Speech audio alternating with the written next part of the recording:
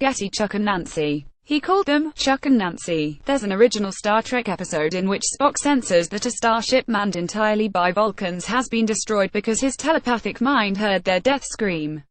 I think I just had that same experience, except I believe I heard the Republicans in Congress. Advertisement. Continue reading below. Chuck and Nancy. Classic. From Politico. Republicans left the Oval Office Wednesday stunned.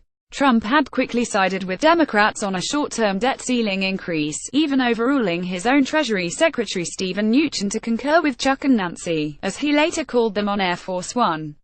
But Trump defied more than his top aides.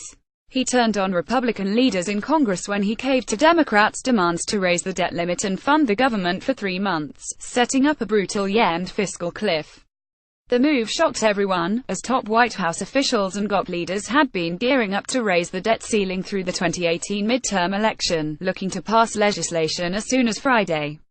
But even after Mnuchin, Speaker Paul Ryan and Senate Majority Leader Mitch McConnell pushed back on the Democratic demands in the meeting, Trump agreed to the 3-month deal that will also head off the possibility of a government shutdown until mid-December.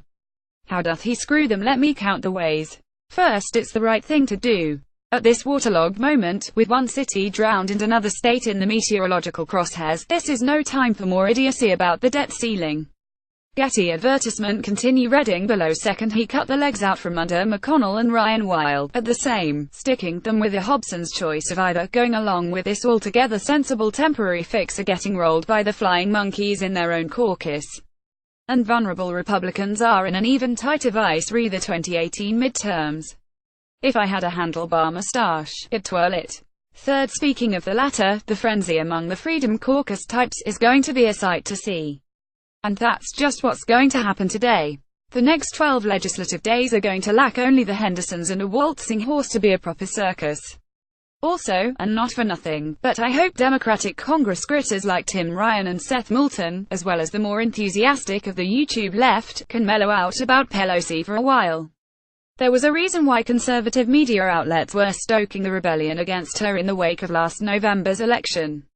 Put simply, SHES still light years ahead of anyone the Republicans have in the Congress and, as is now plain, she can play the president like a tin fiddle as well. Yes, Chuck Schumer gets equal props here, too. She rolled into his home field and helped kick some serious ass around the block. Chuck and Nancy. And Donald. It is not seemly in a man my age to giggle this much.